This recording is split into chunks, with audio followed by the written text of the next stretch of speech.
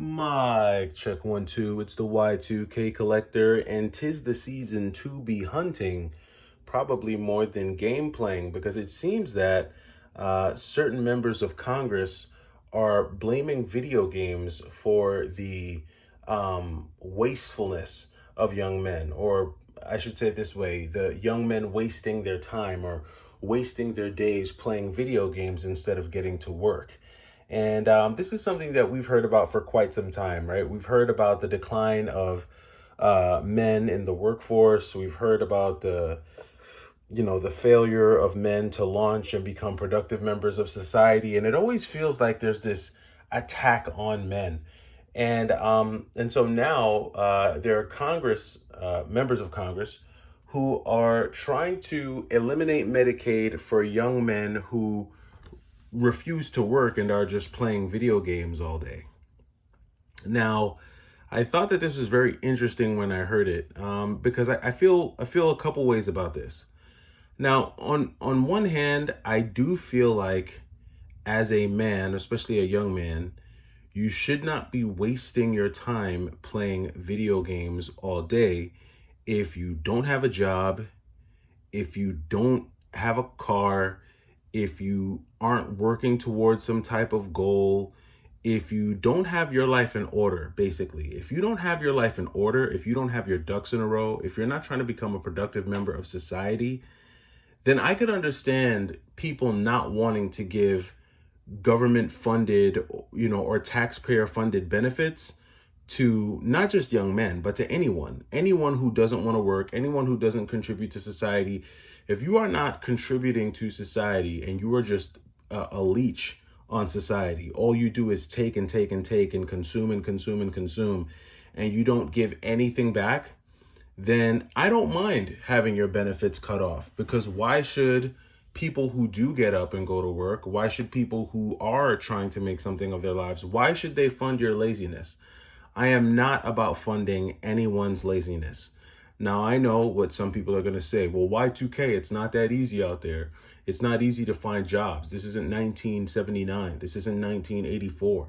You can't just go work at a factory, and houses are ridiculously expensive, and rents are through the roof, and I can't afford a car payment, and I still got to live with my parents, and yada, yada, yada. And I'm going to be quite honest with you. I don't care. Right, right. The famous, if I could insert the Stephen A meme right here, we don't care. Like, we don't care. As a young man, and this part goes more towards young men than anyone else. As a man, especially a young man, no one is going to care about your excuses except for your mother. No one cares, right? No one cares about your excuses. No one cares about how hard your life is. No one cares about what you went through. No one cares about the fact that your father left you. No one cares about the fact that you have no friends. No one cares that you got bullied. No one cares that people made fun of you. No one cares about that. As a man, excuses aren't tolerated, especially in today's day and age. You have to do it for yourself, right? Forget what society thinks, forget social media, forget what you hear and read about on YouTube. You should not want to be successful for anyone other than yourself. And you should never be complacent or happy or satisfied in knowing that, you're depending on the government, your parents, someone else for you to have food or shelter over your head. Because where there's a will, there's a way. I know the saying is old, but it's true. Where there is a will, there is a way.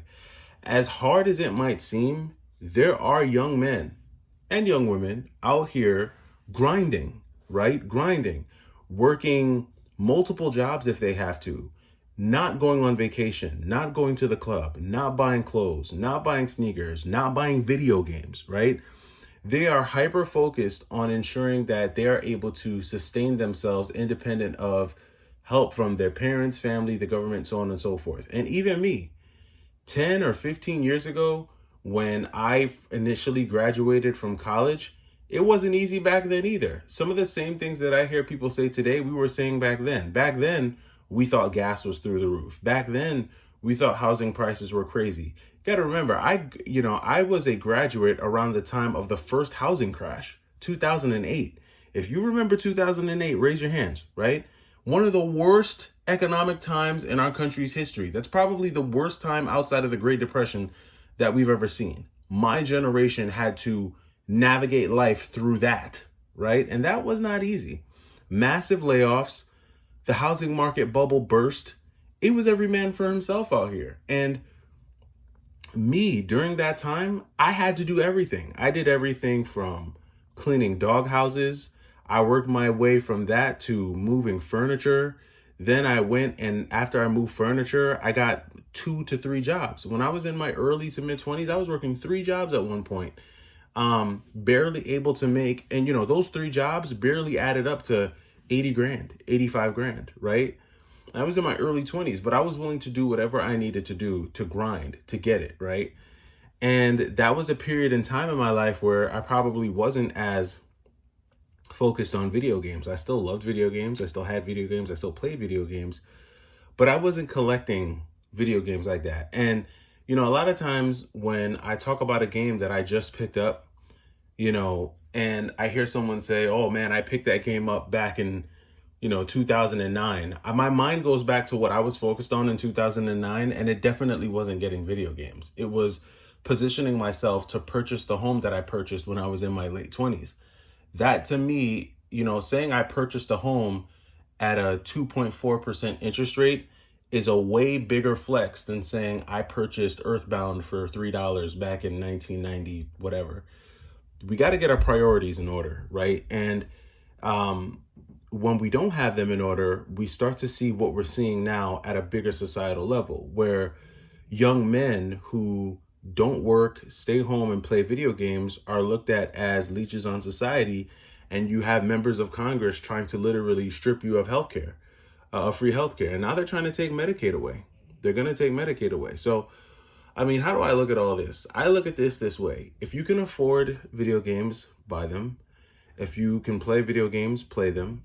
But get your priorities in order. I always say this on the channel so many times, but whenever I read an article where a congressman is saying that they're not, the government is not going to fund men sitting at home and playing video games all day, when you have members of Congress saying this stuff, I feel like it's kind of like an indictment on the entire video game community. And that's not the truth. You have plenty of members of this community who get up, who go to work, who are tax-paying citizens, who are members of their society, who give back, who volunteer, who coach Little League teams, who coach soccer teams, who are great moms and great dads. And it just so happens that they love video games. They collect video games. And I hate that video games becomes the benchmark for someone being lazy, because that's not always the case. In fact, you have plenty of people who have massive video game collections that they just don't get to play that often because they're too busy actually doing other stuff, living life, working and stuff like that.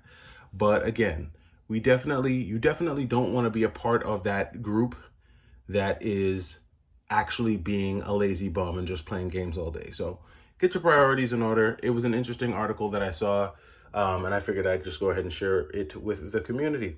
But those are my thoughts for this afternoon. Let me know what you think. It's the Y2K Collector. I'll catch you in the next video. Take it easy.